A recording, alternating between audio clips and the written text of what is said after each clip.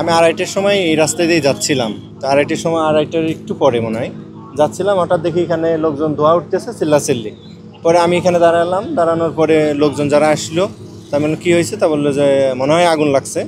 তারপরে দেখি যে আসলে আস্তে আস্তে বাড়লো। পরে আমি এখানে এখন পর্যন্ত এখানেই, পরে আধা ঘন্টা পরে ফায়ার সার্ভিস ঢুকলো। তারপরে সবাই সেনাবাহিনী আসলো, পুলিশ টুলিশ যারা এখানে আগে থেকেই ছিল, যখন প্রথম থেকেই আসছে সেনাবাহিনী আগে থেকেই ছিল, আর ফায়ার সার্ভিস তো সেনাবাহিনীর পরে আসছে দেখলাম। তা এইটা তারপরে আগুন প্রথমে অল্প ছিল একবারে, মানে বেশি যে তো তা না, ওইখান থেকে দেখা যাচ্ছিল না, এইখানে আসলে দেখা যাচ্ছে এমন। কিন্তু এখন তো দেখতেছি যে এটা নিয়ন্ত্রণে এখনও আসে নাই। আর এখানে আমি একজনের কাছে জিজ্ঞেস করলাম, ওনারা ভিতরে চাকরি করে। আমি বললাম যে এখন কোথায় লাগছে? ওনারা বললো যে আমি ভিতরেই চাকরি করছি, এখন আমার ডিউটি ছিল বিকালে, মানে দুপুরের পরে। উনি ঢুকতে পারে নাই, চলে গেল। তখনই উনি সেই সময় আর কি, যে সময় আমি আসছি সেই সময়। তারপরে যেখানে আগুন লাগছে ওখানে শুধু কেমিক্যাল এর জিনিসপত্র, যে কেমিক্যাল থাকে ওইখানেই এখন ওইখানেই আগুনটা। এই আগুন ওইখান থেকে এখনো নিয়ন্ত্রণে আনতে পারে নাই।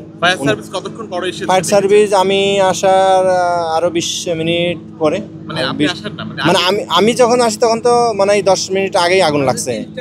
মানে তিনটার মানে অলমোস্ট আপনার 20 মিনিট ধরেন, 20 মিনিট পরে বা 30 মিনিট এরকম টাইমে ফায়ার সার্ভিস আসছে।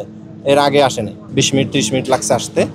আর ওরা ভিতরে যারা ছিল ওরা বলছে যে কেমিক্যাল যেখানে রাখে ওইখানেই আগুন, এবং উনি জবটা ভিতরেই করে।